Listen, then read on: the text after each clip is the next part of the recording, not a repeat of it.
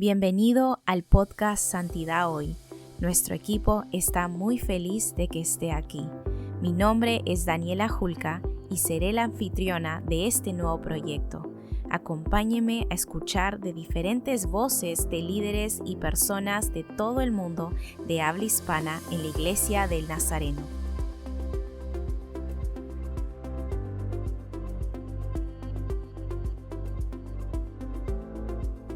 En este episodio de Santidad Hoy nos acompaña el reverendo Elías Betanzos, pastor, superintendente de distrito, autor y conferencista de Oaxaca de Juárez, México. El pastor Elías dirige una de las iglesias más grandes de la Iglesia del Nazareno de habla hispana y es también autor del libro Cita con Dios. Les invitamos a escuchar junto a nosotros acerca de su vida y su ministerio.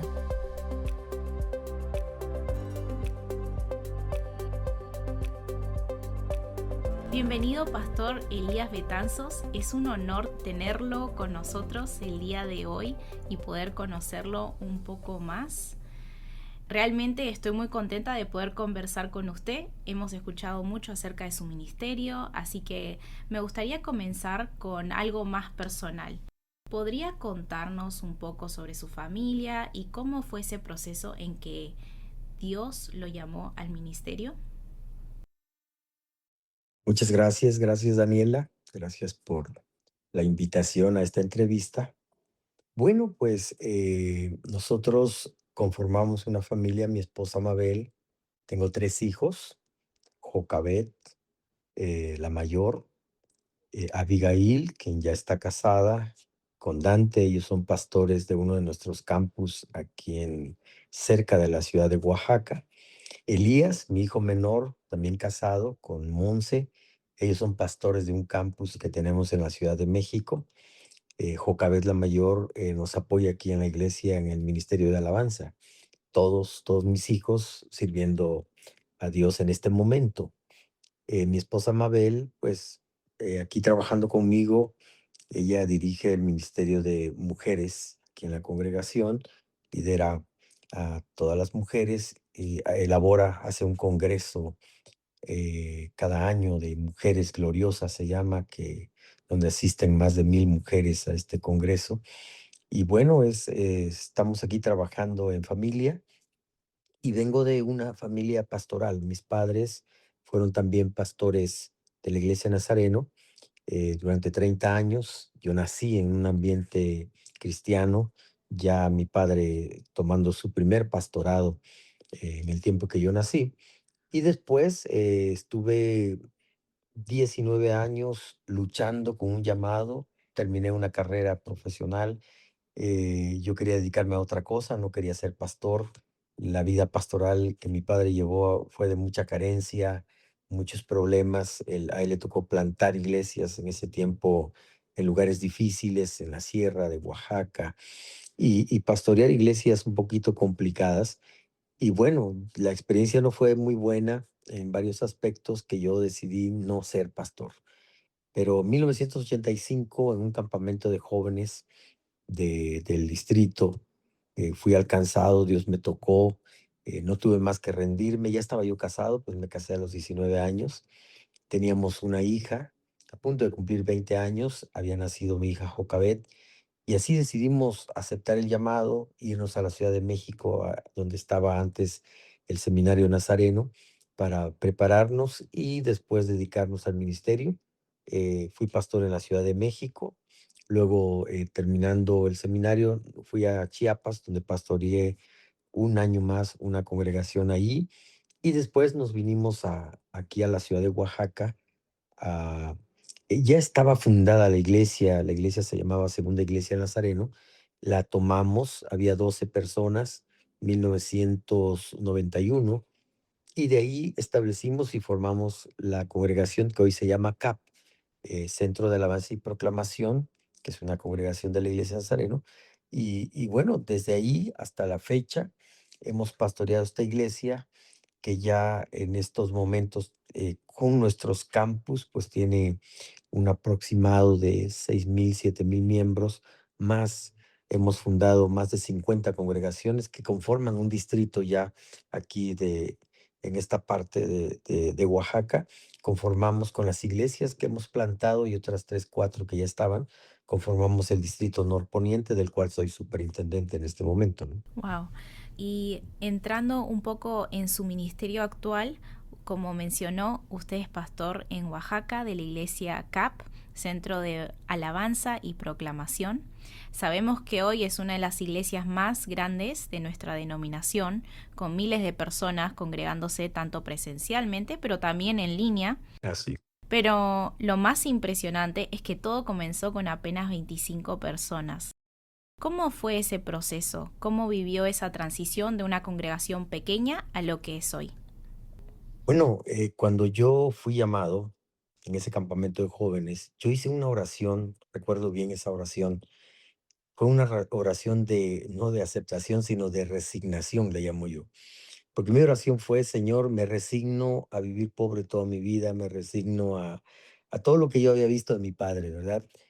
Solo te pido una cosa, yo quiero que tú hagas algo grande a través de mí. Yo no quiero ser un pastor más, yo creo que no necesitábamos un pastor más, yo no quiero tener una iglesia más, yo quiero que tú hagas algo grande a través de mí. Si me vas a usar, quiero dar toda mi Mm, vida, todo lo que yo pueda dar para tu reino.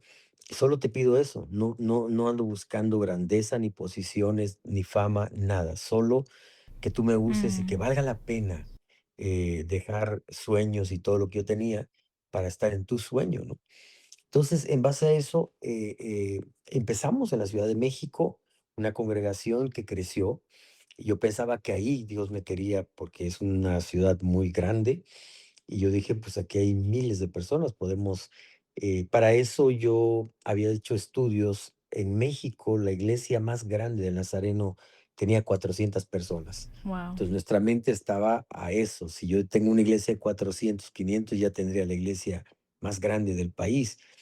Pero un rector, el doctor Alberto Wang, que estaba de rector del seminario, él me llevó a una de las congregaciones más grandes de la Ciudad de México, que en ese entonces tenía 2000 personas, 2500, y eso abrió mi panorama, amplió mi visión.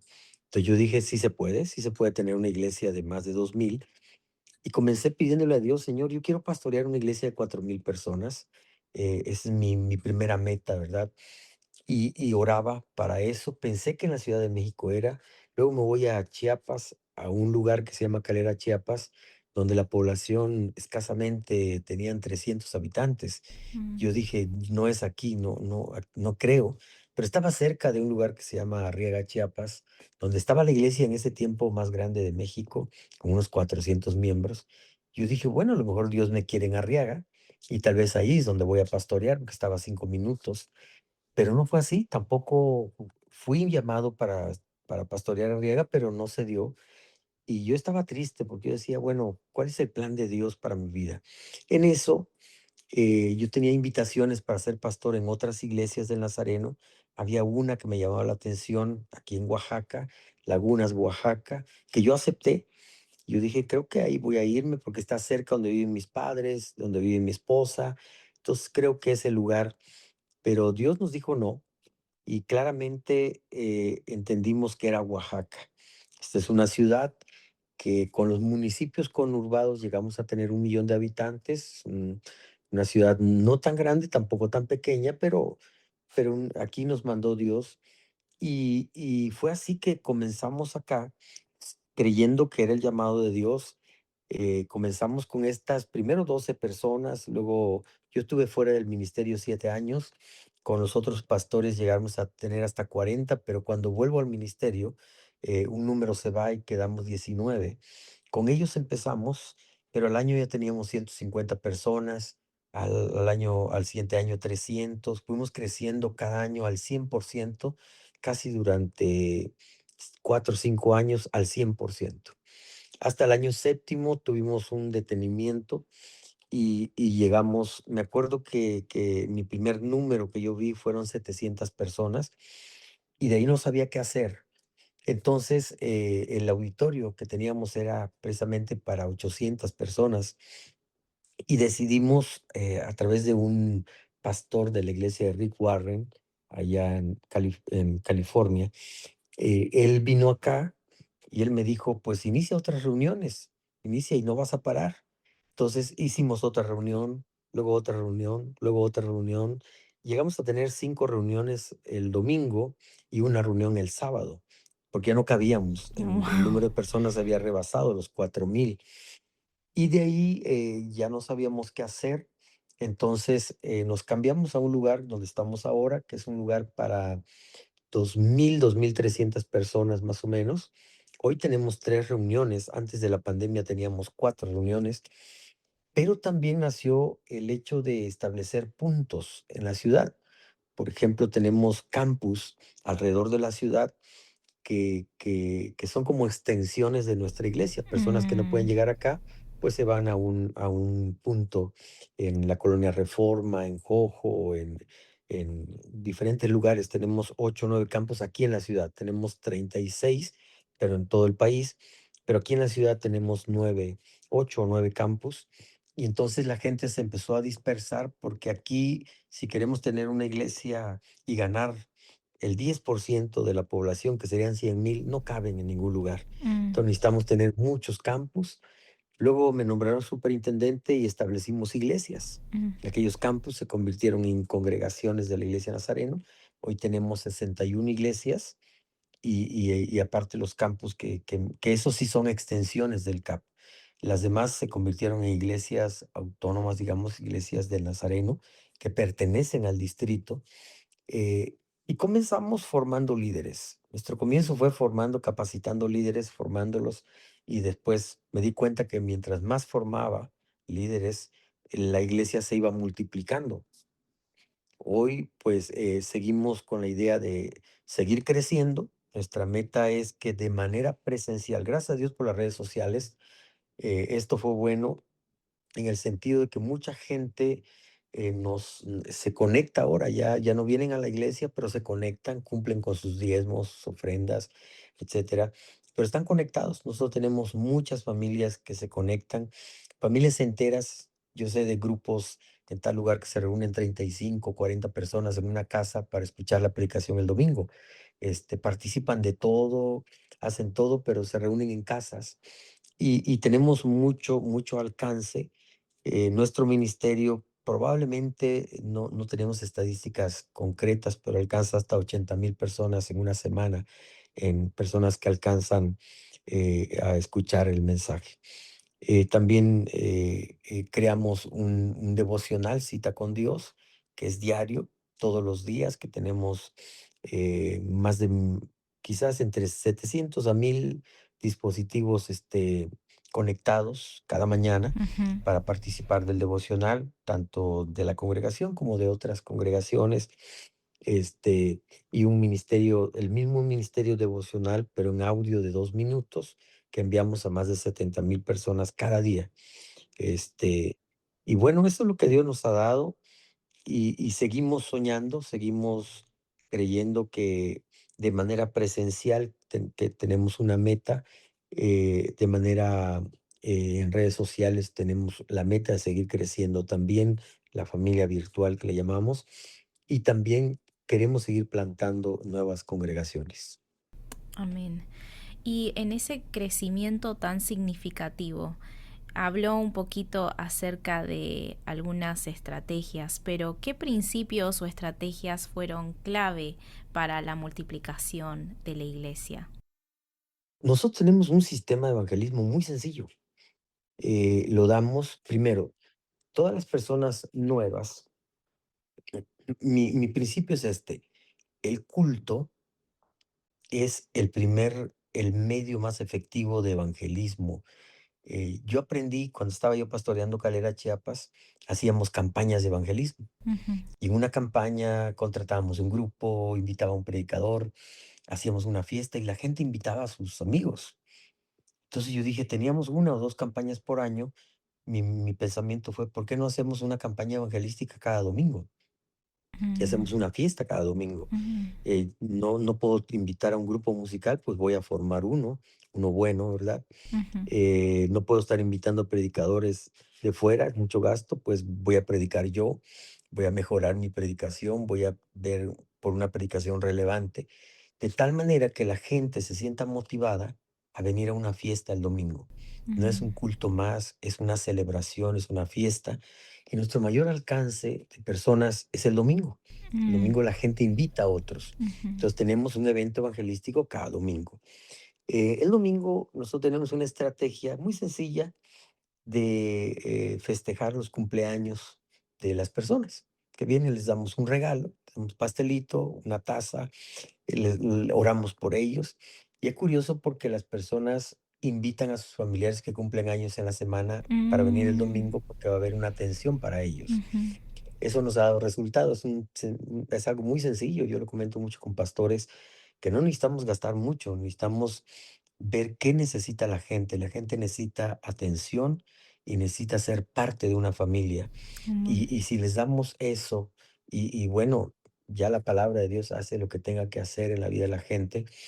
El otro sistema que tenemos es, damos un discipulado para la gente es nueva y al final del discipulado yo les comparto el sistema que se llama Ven y Ve, basado en Juan 1, del 35 en adelante, cuando eh, los discípulos de Juan el Bautista siguieron a Jesús y le dijeron, ¿dónde moras?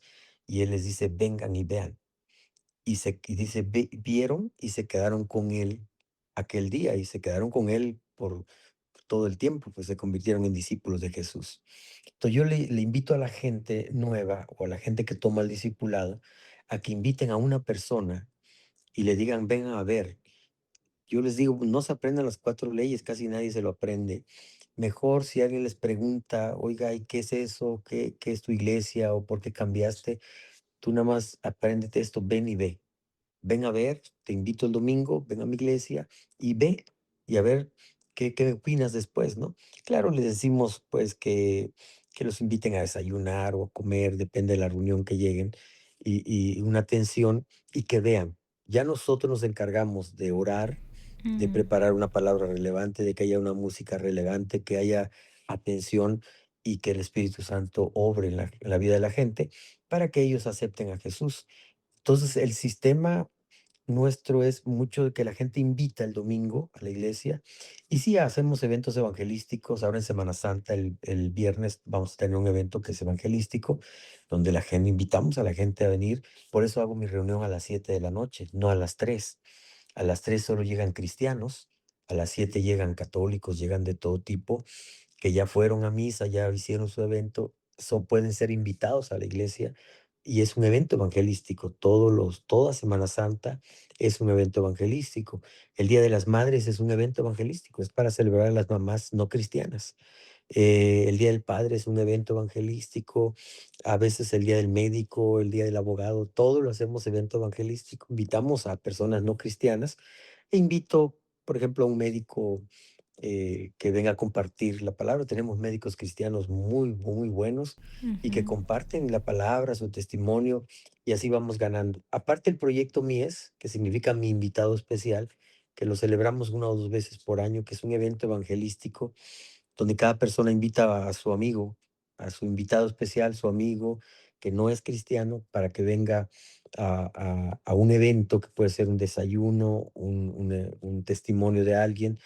Y hemos tenido a veces asistencias de 1000 personas nuevas en un evento, 200, 300 matrimonios por primera vez en un evento de matrimonios. Wow. Y yo le llamo pescar con tarraya. Podemos pescar con anzuelo o podemos pescar con tarrayas, ¿no? Mm, Hay que elaborarlo bien y todo, pero el alcance es mayor.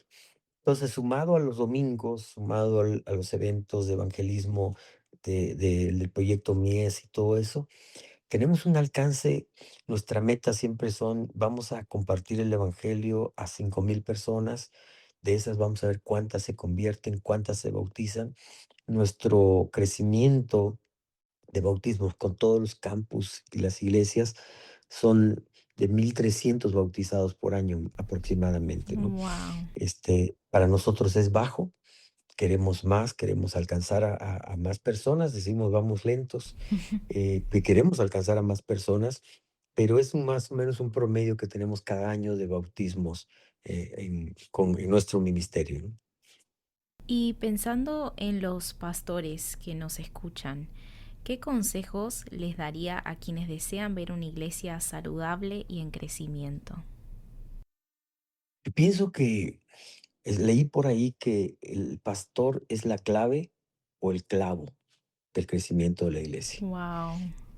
Yo creo que primero debemos trabajar en nosotros. Mm, Eh, yo siempre decía, bueno, hacemos una campaña de evangelismo, al siguiente domingo la persona que se convirtió llega a la iglesia, ya no está el grupo musical, ya no está el predicador, ahora ve una realidad y a veces se van de la iglesia, ya no vuelven, mm, o se van a otras iglesias. Entonces yo creo que nosotros debemos capacitarnos, uno, para saber que nuestra responsabilidad es llevar buen alimento el día domingo, una palabra relevante. La gente necesita esperanza. mm, La gente necesita una palabra que lo anime y la palabra de Dios hay mucha palabra de Dios para animar, para exhortar, para hablar sobre la problemática del mundo hoy. Y yo creo que debemos trabajar en nosotros, en nuestro liderazgo, en nuestra visión. Debemos tener pasión por las almas. Jesús dijo, la cosecha ya está lista. Hay que orar por los que van a cosechar, y nosotros somos esas personas, pero la gente ya está lista, ya está preparada. Nuestra estrategia, nuestra pasión por las almas, el que enseñemos a la iglesia que no somos un club social, somos un hospital para atraer a mucha gente enferma que aquí va a encontrar sanidad espiritual, sanidad del alma, sanidad del corazón. Cuando la iglesia se prepara para eso, se vuelve un ejército ganando a muchos que están a punto de perderse, ¿verdad? O ya perdidos. Entonces yo creo que debemos tener pasión por las almas, pasión por Dios, pasión por su presencia. Debemos actualizarnos, buscar los medios de comunicación ahora, por ejemplo, que ya cambió el mundo, desde la pandemia cambió. Tenemos que ser entendidos de los tiempos, ver que ahora las redes sociales son un medio para poder comunicar, pero debo saber comunicar, debo saber utilizar las redes sociales, debo actualizarme en eso o tener equipo. Yo uso a jóvenes que son los más actualizados con las redes sociales. Uso a jóvenes para que me ayuden, para que me den ideas de cómo mejorar, cómo alcanzar a más personas en nuestras transmisiones. Tratamos de ser cuidadosos de ese tipo. Yo creo que los pastores no debemos quedarnos atrás. Tenemos que estarnos actualizando constantemente, muy aparte de nuestra relación con Dios, que ya lo damos por hecho, actualizarnos en los métodos de comunicación ahora, en los sistemas que estamos haciendo para comunicar el mensaje. El mensaje es el mismo, pero a veces no lo comunicamos bien. No estamos llegando a la nueva generación y a la generación Z, por ejemplo, no la estamos alcanzando porque tenemos un buen mensaje con un instrumento muy anticuado para transmitirlo. mm, mm. Sí, y es muy interesante escuchar acerca de lo que mencionó de cómo el pastor puede ser la clave o el clavo. Eso la verdad que me impactó mucho porque sí, o podemos avanzar y seguir creciendo como iglesia o podemos Sí. nosotros mismos ser ese clavo que está estancando el crecimiento de nuestra propia iglesia. Ujú. Entonces hay que Así buscar la es. manera y los medios, como mencionaba, para poder alcanzar a las personas, a todos, ¿no? Porque eso es nuestro llamado. A lo largo de los años, ¿cómo ha ido evolucionando su visión de la iglesia? Sí, no, he cambiado mucho. Yo vengo de una formación muy institucional nazarena. Mis padres, pues yo ahí crecí, no conozco otra iglesia que no sea la iglesia nazarena. Me tuve que abrir un poco. eh, Veía yo que nos estábamos estancando, viendo las estadísticas en México, por ejemplo, la iglesia, hoy en la mañana estaba revisando estadísticas, la iglesia bautista tiene más de 1 millón de miembros, la Asamblea de Dios tiene más de 1 millón, la iglesia nazarena tiene 40,000. Mm, Entonces, no hemos avanzado y 40,000, la mitad están en este distrito. No hemos avanzado mucho y yo creo que es porque los pastores también nos hemos detenido. Incluso yo digo, mi iglesia, que yo siento que hemos avanzado, vamos atrasados. Nosotros vamos atrasados de las demás. Entonces estoy tratando de involucrarme más, conocer otras iglesias, ver. Nosotros tenemos doctrina, tenemos cosas muy buenas, tenemos organización, tenemos todo, que es lo que está deteniendo el avance de la iglesia. Yo creo que radica mucho en la visión pastoral, en una estructura aquí en México que tal vez necesitamos cambiar un poquito, reformarla. Tenemos buena organización, tal vez hay que darle un poquito más de frescura, ¿no? Para que podamos avanzar y alcanzar a los perdidos. La iglesia ha perdido su visión misional, de alcance, lo hemos perdido, nos hemos abocado a mucha organización institucional, conservar mucho esto por el miedo tal vez al cambio, ¿no? Pero el mundo ha cambiado, está cambiando. Yo tengo 60 años y he visto cambios desde que no teníamos más que enviar cartas. Yo fui de las cartas, luego el Viper, luego faxes, luego he estado viendo todos los cambios. Por ejemplo, estamos en una generación que ya nació con pantalla. Mm, La generación esta ya es solo pantallas de el celular, de todo eso. Y aquí en México todavía hay iglesias que no usan pantallas, están todavía 30 años atrasados. Entonces no vamos a poder alcanzar a una generación si no nos actualizamos. Somos buena iglesia, conozco muchos pastores que oran, que son temerosos de Dios, aman la obra, aman al Señor, apasionados, pero no avanzamos si no cambiamos y no nos actualizamos y no nos abrimos un poco. No es hacer todo lo que otros hacen, no es cambiar nuestra doctrina, sino es abrirnos un poquito a las nuevas generaciones para entenderlas y entonces comunicar mejor el mensaje del Evangelio, ¿no? mm, A mí me ayudó que tengo 3 hijos de 3 generaciones. Mi hija Jocabet, que tiene 38 años, mi hija Abigail, que tiene 31, mi hijo Elías, que tiene 26 o 25 años.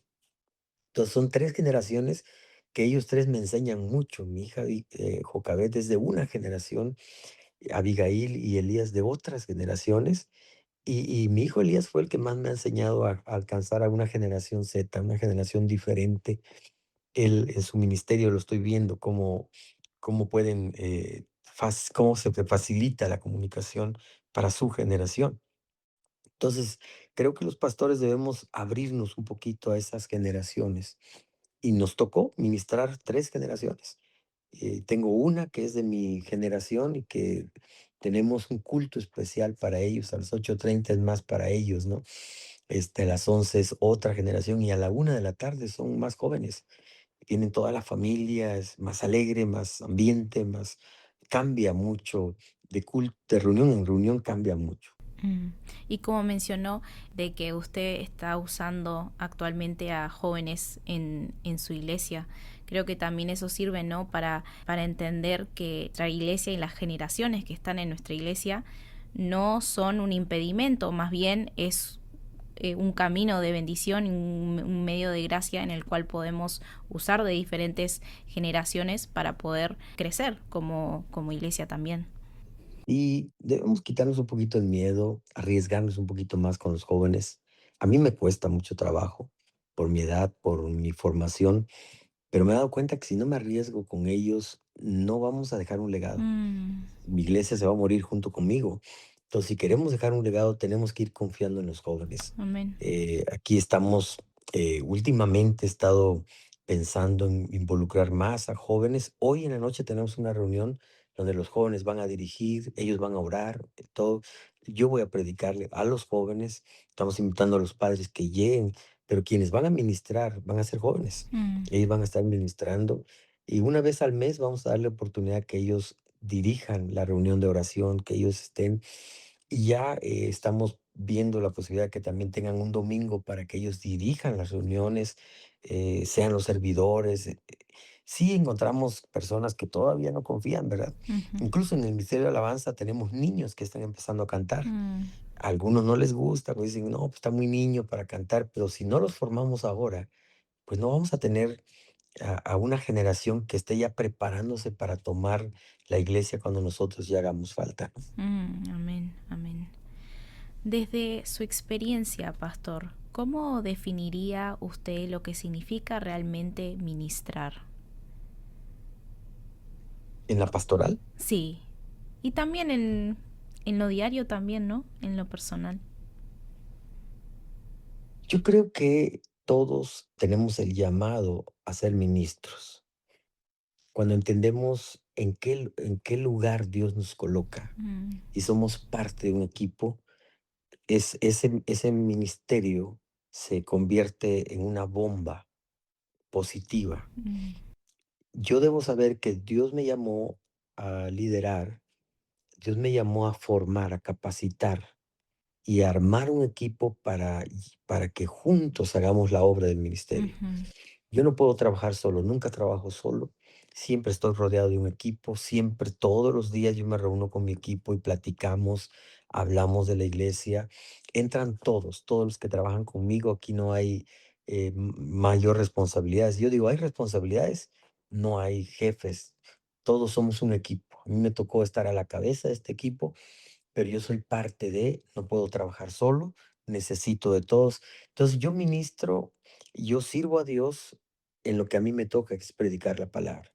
Pero yo tengo personas que se dedican a los jóvenes, que se dedican a la familia, que dan consejería, que trabajan en multimedia y los dejo trabajar. mm, Yo creo que yo aporto apoyándoles para que ellos, y juntos hacemos un equipazo.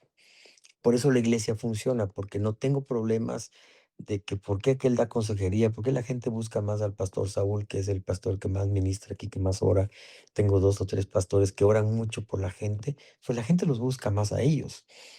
Pero a mí me toca predicar la palabra y es lo que hago y trato de hacerlo bien. Entonces somos parte de un equipo donde cada uno asume su responsabilidad y para mí eso es ministerio. mm, Cuando no tenemos, egos afectados, con humildad aceptamos que a mí me tocó ser cabeza, a otro le tocó ser ojo, al otro le tocó ser boca, ujú, y nos armamos, y cuando se une este equipo, entonces, la iglesia o cualquier empresa, cualquier ministerio sale adelante. El caso es que cada uno cumpla con su papel, el que Dios le ha dado, ¿no? Entonces, para mí ministrar es eso, estar en el lugar donde Dios me ha puesto, hacer lo mejor de mí ahí y ser parte del cuerpo, no ser un llanero solitario, ¿no? mm. Amén.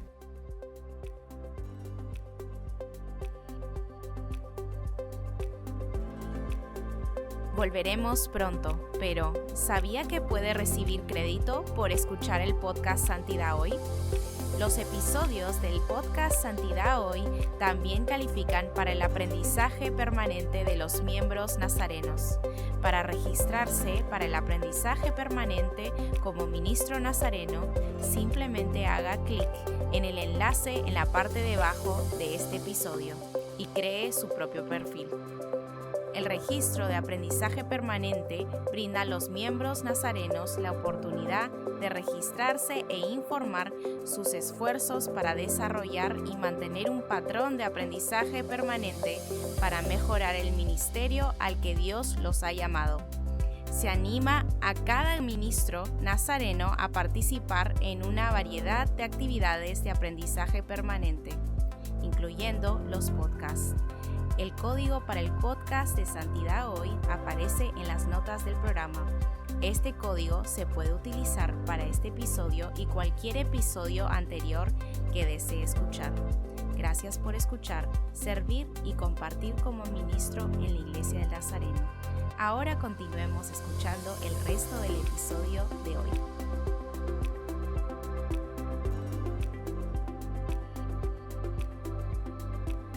¿Cuáles diría que son sus prioridades principales dentro del ministerio hoy? Para mí, yo creo que es formar un equipo.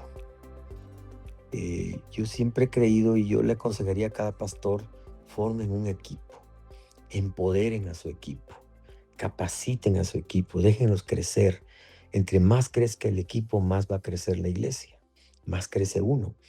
Entonces, mi función principal es formar ese equipo, el que tengo y el que pienso que puede venir para las otras generaciones, Mm, cuando menos dejar un legado.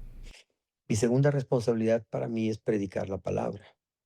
Entonces, yo le dedico mucho tiempo a la predicación, que es quizás lo que más tiempo dedico en mis horas de trabajo es a la predicación. pues comparto el domingo, comparto el miércoles, todos los días en el devocional. Entonces me dedico mucho a la impartición de la palabra, a formar y capacitar a mis líderes y luego pues a dirigir a todos los líderes para que se haga la obra del ministerio. El domingo hay, yo creo que normalmente cuando tenemos nuestra cena de ministerios tenemos 600, 700 colaboradores.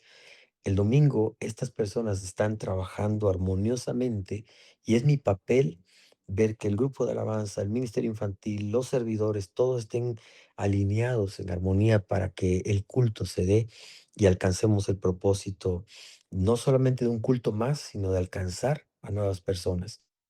Papel como líder, como pastor, ¿verdad? Predicar la palabra, pero también tener los hilos del equipo e ir manejando. El liderazgo es un arte para mí que necesitamos tener mucha sabiduría, sentido común para poder llevar a estas personas a un trabajo que se desarrolle bien y que culmine con una gran celebración cada domingo, ¿no?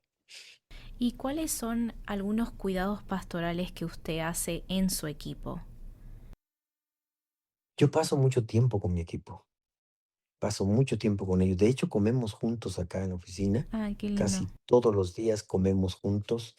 En esa comida platicamos. Es el equipo pastoral, el equipo de trabajo diario. Ujú. Yo me reúno media hora antes de la comida, los llamo para platicar, a veces de nada, pero estamos juntos, platicamos, revisamos asuntos, luego comemos juntos y ya por la tarde cada uno se va eh, a su trabajo, ¿verdad?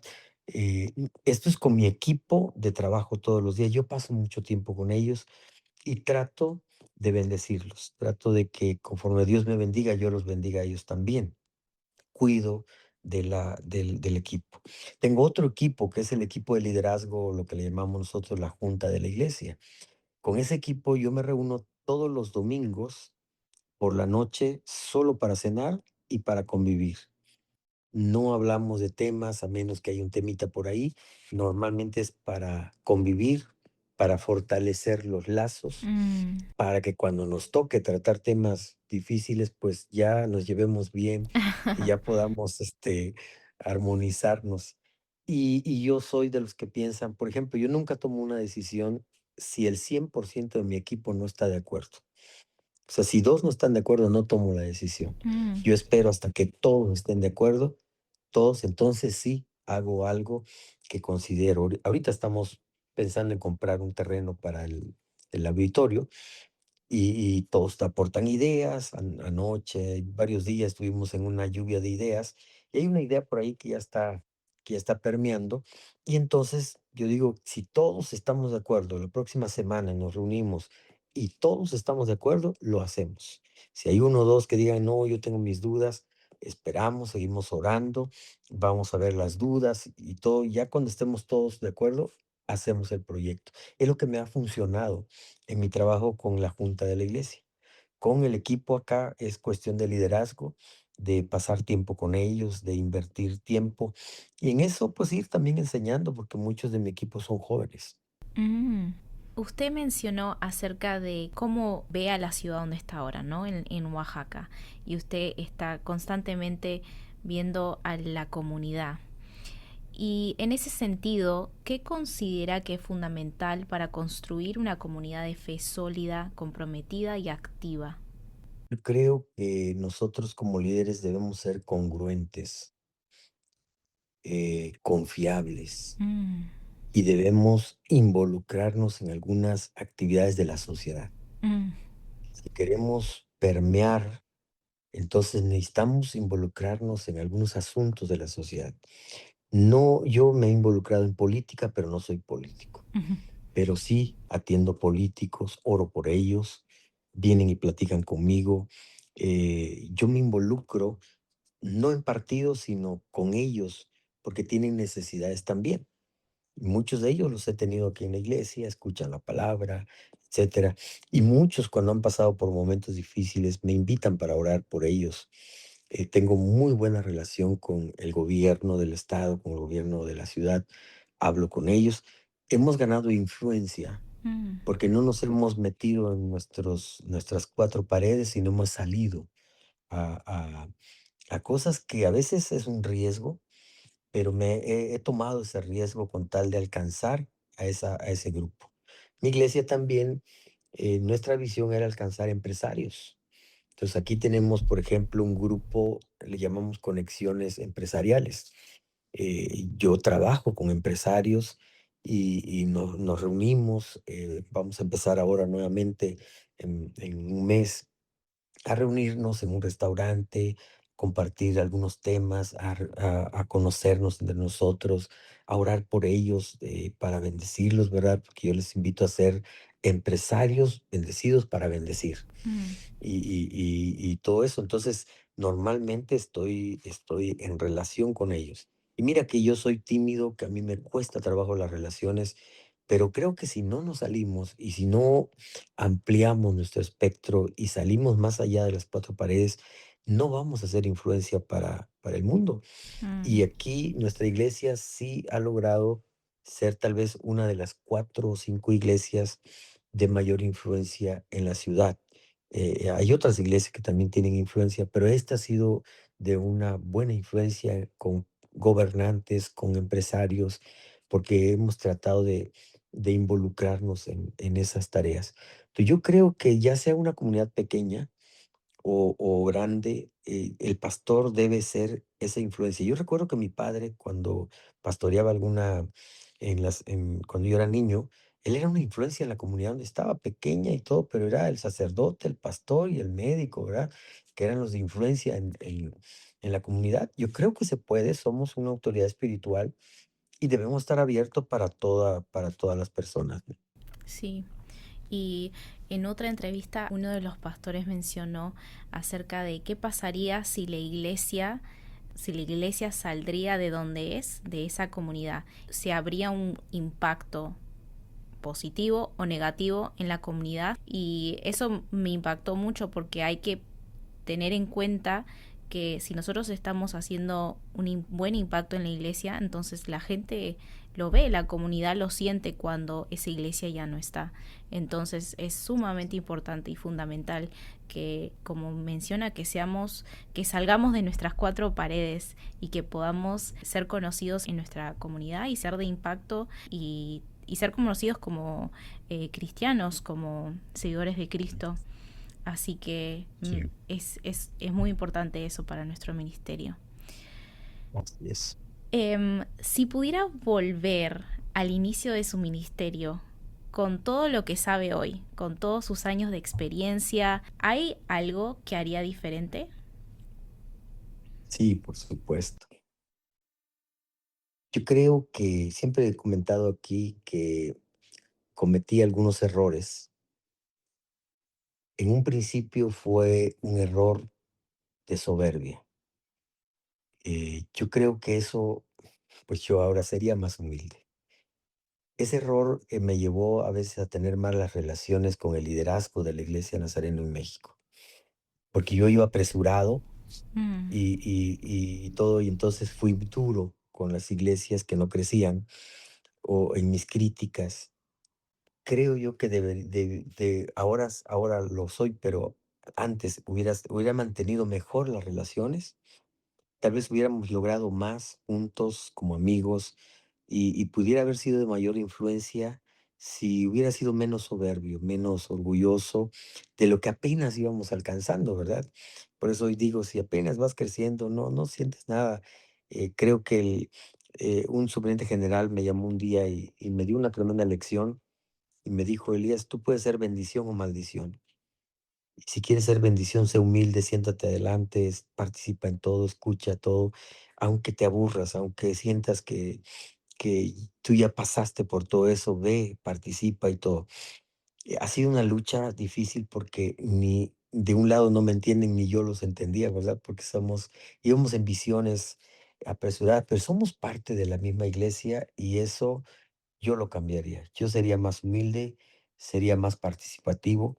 Creo yo que hubiera alcanzado mayor influencia dentro de la misma iglesia si no la inmadurez de la juventud no me hubiera ganado. Porque nosotros crecimos muy rápido y de repente te gana la inmadurez, sientes que eres el único que tiene la razón. Y no entendía que hay otras iglesias que están creciendo a otro ritmo, que hay pastores que están sembrando semillas Mm, y que hay que valorarlos también. Cada comunidad, cada iglesia es distinta y algunos crecimos rápido, otros van a crecer con mayor calma, pero van a ser y están cumpliendo una función en el reino de Dios. Entonces, eso cambiaría yo. Cometí otros 2 o 3 errores que yo creo que también no yo cambiaría, pero yo creo que tal vez, me enfocaría mucho más en hacer crecer la iglesia de tal manera que yo tuviera un grupo aquí firme, fuerte, que ayudara a plantar más congregaciones.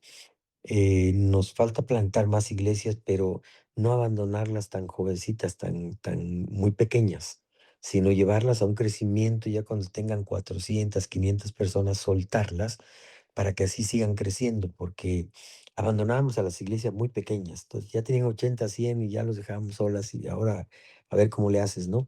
Quizás invertiría más tiempo en estar con ellos hasta que ellos ya se estabilizaran y tuvieran un crecimiento mayor. Sin embargo, las iglesias en México, aquí, por ejemplo, tenemos a la segunda iglesia más grande de México. Está aquí en mi distrito. Nació de esta iglesia en una comunidad, ahora tienen más de 1000 miembros, en 7 años. Ellos llevan 7 años, también están creciendo exponencialmente. Ayer platicaba con el pastor Josué Barrera y decía, es que este domingo tuvimos más de 1000 personas sin asistencia y ya los baños se colapsaron y todo, ya empiezan los problemas del crecimiento, ¿verdad? Pero es la segunda iglesia, creo yo, del Nazareno más grande en México, que está aquí en este distrito. wow. Y nuestras iglesias están entre 300, 400 miembros, algunos y otros un poco menos, pero están creciendo. Mm, Entonces yo creo que 2 o 3 cosas no haría yo. Me arrepiento de algunos errores que cometí en el camino y yo creo que también hubiera ahorrado o no hubiera dejado el lugar que teníamos antes y hubiera ahorrado más para tener nuestro propio auditorio ahorita, ¿no? Apenas a mi edad estamos pensando en construir nuestro propio auditorio y es un poco más cansado a mi edad. De a los 40 años hubiera sido más fácil para mí. Bueno, estoy muy segura que el auditorio va a ser de mucha bendición y estoy muy contenta para ver fotos y ver el auditorio ya Sí. construido. Em, También cambiando un poquito ahora de tema y hablando acerca de un devocional que usted inició, sabemos que usted inició este devocional llamado Cita con Dios. ¿Cómo nació esta iniciativa y qué ha significado para usted? Este devocional nació cuando la iglesia estaba creciendo mucho y además yo tenía empresas, negocios que también estaban creciendo. Entonces vivía mi mayor momento de éxito económico y ministerial, pero estaba seco, estaba vacío. Me había vaciado espiritualmente. Entonces yo tenía mucho miedo porque había domingos que yo no tenía ganas de predicar, Mm, no tenía la misma emoción de llegar a la iglesia y emocionarme por predicar. Y en eso fui a ver a un consejero, un pastor, y le comenté cómo me sentía. Yo sentía que andaba mal ujú, o algún pecado o algo y yo estaba preocupado porque mi pasión se estaba muriendo. Y entonces él me dijo, ¿por qué no tratas de hacer un devocional en tu vida? Y yo le dije, pues yo leo la Biblia, yo oro. Y él me dijo, sí, pero lees la Biblia para buscar sermones, oras para que la iglesia crezca, ujú, pero no oras para ti, no tienes una intimidad con Dios. mm, De ahí nació y por eso le puse cita con Dios, mm, porque me propuse que sea una cita con Él. Yo pensaba que yo llegaba antes que Él, pero no, Él ya estaba ahí.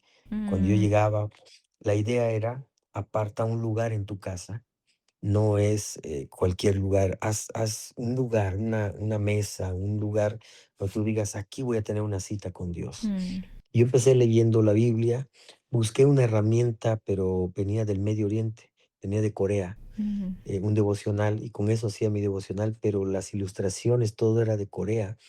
Yo dije, pues como que no encaja con mi vida. Y entonces yo empecé a escribir lo que Dios me decía, lo que yo sentía ahí, y de ahí nació que eso que yo escribía lo traduje en un librito que yo lo daba aquí en la iglesia, regalado a todos para que hicieran su propio devocional. Y me acuerdo que donábamos cada mes, llegamos a donar hasta 15,000 de esos libritos que No, dábamos, porque la gente lo empezó a pedir, y cada mes sacábamos, publicábamos un libro que regalábamos. qué loco. Después de eso, yo empecé a grabar algunas cápsulas del devocional del libro, grababa unas cápsulas de 2 minutos y lo empezamos a enviar por WhatsApp. Primero desde mis contactos, luego de los miembros de mi equipo, y así fuimos, y esto se fue replicando hasta que perdimos la cuenta. Haciendo cuentas, probablemente lo reciban 70,000 personas o más, pero ya es cada día la gente nos lo pide. Y lo he grabado, ya tiene muchos años de esto que empecé a grabarlo, porque a mí me dio resultado, mi vida cambió, Mm, volvió mi pasión por Dios. Ahora no puedo levantarme sin antes hacer mi devocional. Después hago un devocional con la gente que se conecta a las 7 de la mañana, pero yo ya ujú, hice el mío.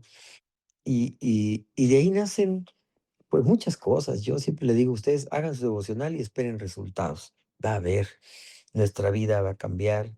Así pasé la muerte de mi hermano, así pasé la muerte de mis padres, así pasé el cáncer que mi hija tuvo, así pasé el derrame cerebral de ella, mi otra hija que empezó con ataques epilépticos. Los ataques más duros de mi vida los pasé ahí en ese tiempo con Dios. mm, Cuando mi hijo andaba perdido y sentía yo que ya no lo podíamos, no podíamos hacer nada, yo ahí en esos devocionales le pedí a Dios que hiciera un milagro. Dios lo hizo, ahora es pastor. mm, Y ahí he obtenido mis más grandes victorias. Yo creo mucho en hacer el devocional y hacerlo en la mañana. mm, Yo siempre digo, no es para hacerlo en la noche, no es para hacerlo a mediodía, es entregarle tus primeros minutos de tu día a Dios. Es tu diezmo de tiempo a Dios. Si lo haces, tu vida va a mejorar.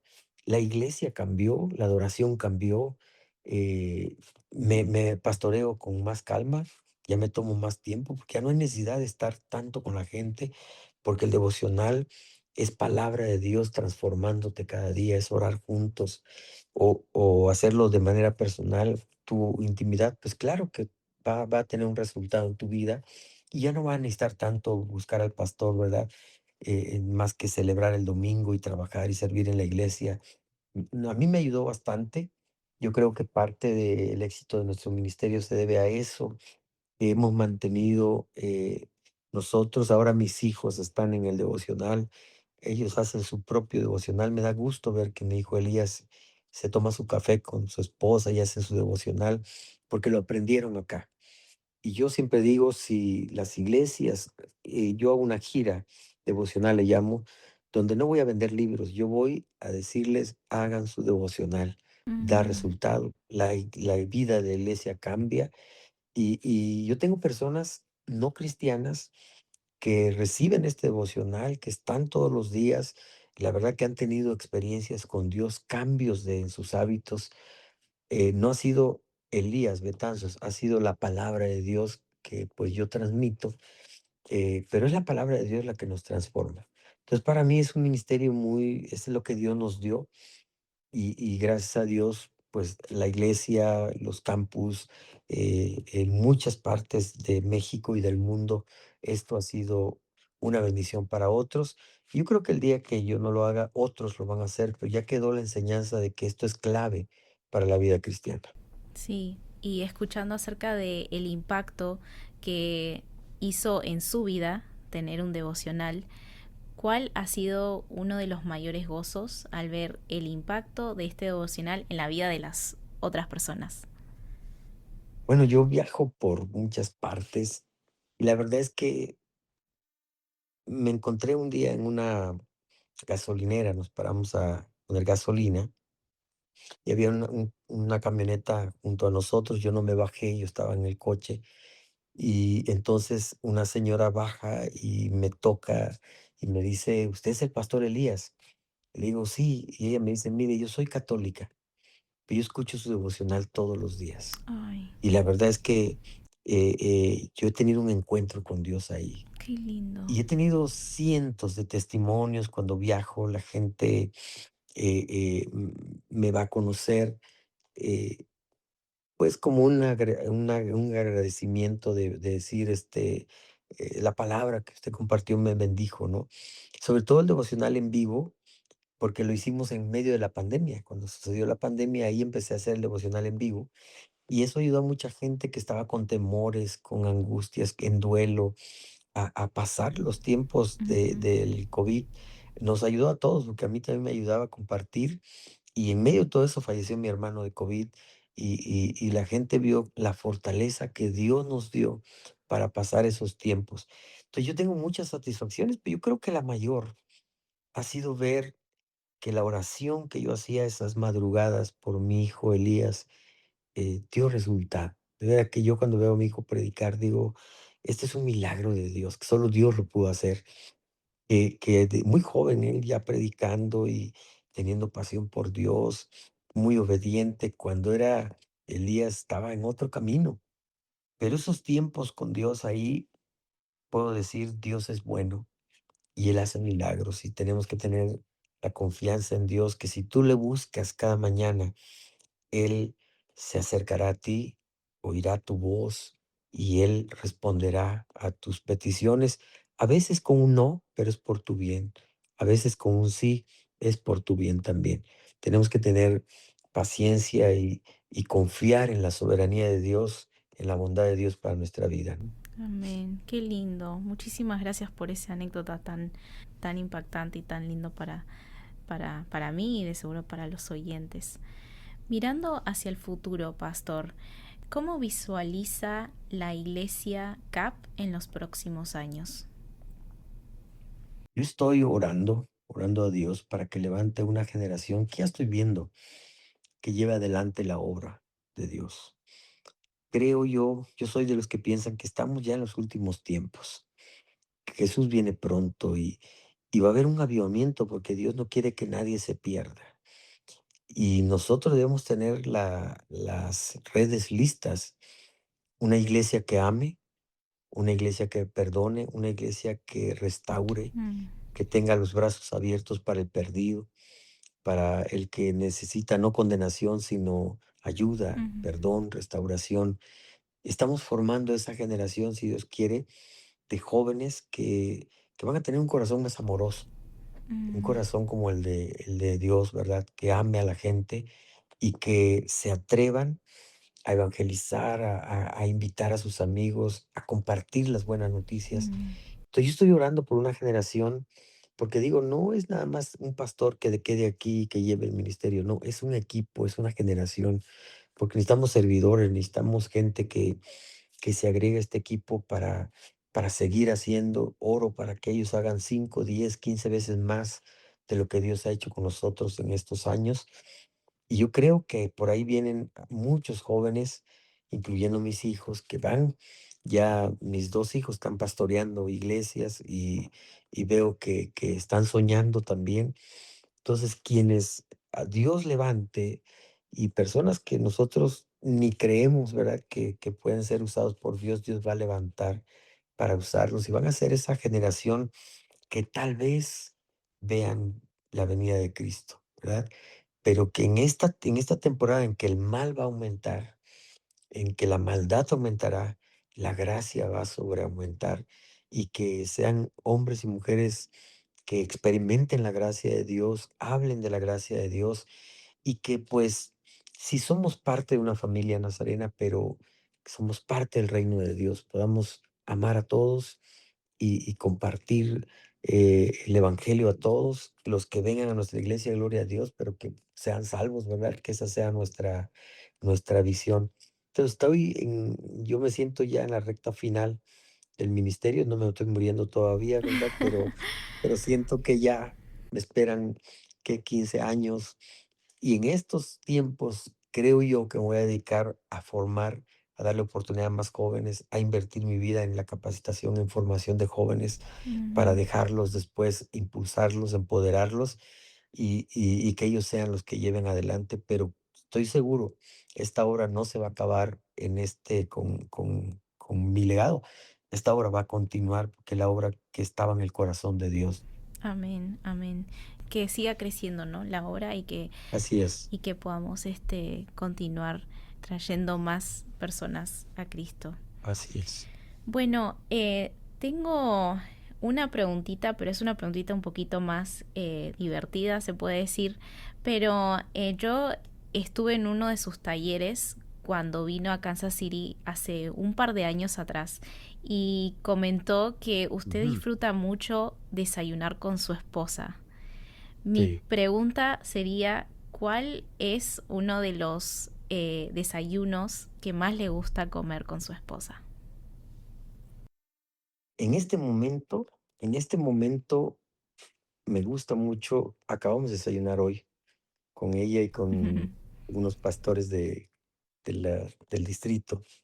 Fuimos a comer a un restaurante que se llama Los Adobes. Es el que más me está gustando ahora. Es muy sencillo, muy barato, pero no por barato es malo, sino es muy buena comida. Me permite tomar mi café lechero, el pan que no me debe faltar todas las mañanas, el pan de ahí me gusta mucho. Y de ahí puedo pedir hasta 2 platillos porque está muy barato y podemos combinar, ¿verdad? Hacer combinaciones. Como que es lo que me está gustando más. Normalmente, ayer, por ejemplo, ya se une mi hija con mi nieta, y cuando es la nieta, tenemos que ir a un restaurante donde haya juegos. Ah, Entonces, nos sí. vamos a un restaurante donde haya jueguitos para estar con ella jugando un rato. El caso es que todos los días nosotros desayunamos juntos. Comemos con el equipo aquí juntos. Ya en la noche cada uno agarra diferentes actividades para hacer, pero normalmente hasta el día de hoy seguimos desayunando juntos y ahora se nos agrega de vez en cuando la nieta, ¿verdad? El día sábado, por ejemplo, es el día de la nieta. Desde el desayuno, la comida es para ella, estamos con ella, la disfrutamos. Y ahorita, ayer fue porque tiene vacaciones, entonces pudimos desayunar con ella el día de ayer. Pero normalmente estamos desayunando así. A mí me gusta mucho este restaurante y lo estoy haciendo como ya mi restaurante favorito. Qué bueno, qué Ujú. bueno. ¿Cuántos años tiene su nieta? Va a cumplir 3 en unos días. Cumple 3 Chiquita, años. Muy chiquita. chiquita. Sí. Sí. Yo tengo uno de 8 y una bebé de Ujú. 6 meses. Y Wow. también los abuelos contentos. Bueno, finalmente para cerrar, Pastor, ¿cómo podemos estar orando por usted, por su ministerio, por su esposa Mabel y por sus hijos y ahora por sus nietos? Bueno, yo creo que la oración que yo pido es que Dios nos conceda la vida para poder cumplir todo lo que Él nos ha mandado a hacer. Yo siempre le digo, Señor, dame vida porque tú conoces mi corazón, sabes que si tú me envías gente a la iglesia, yo los voy a amar, los voy a cuidar, Mm, son tus ovejas. El Jesús dio la vida por ellos y me toca amarlos, cuidarlos hasta que Cristo venga o hasta que yo me vaya con Él. Quiero vida, pero también quiero salud. mm, Tengo muchos años predicando y ya la garganta me está haciendo algún efecto por ahí. Y le pido a Dios que me cuide, que cuide mi salud. Ya tuve una cirugía corazón abierto y necesito mayores cuidados. Yo voy a hacer en lo natural, estoy durmiendo más, estoy cuidándome más. Pero que el Señor nos conceda la vida para, quiero ver terminado el auditorio, quiero dejar, si Dios permite, pues pastores a cargo de todo el ministerio que amen a Dios, que amen a la gente y que crean que podemos alcanzar a muchos más para Cristo.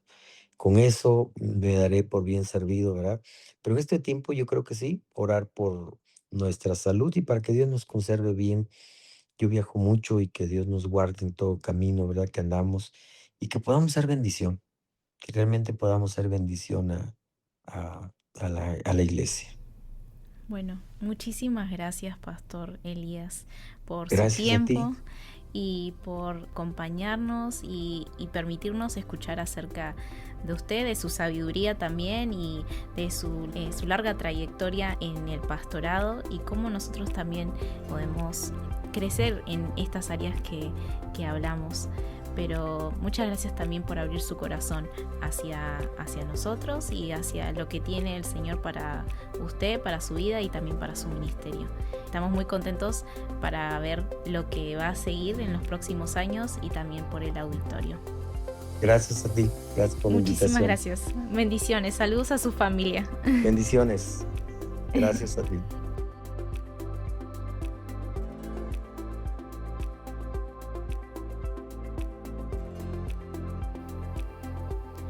Gracias por escucharnos. Espero que haya disfrutado de este episodio.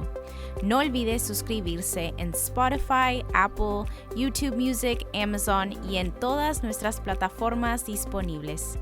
Nos vemos en el próximo episodio.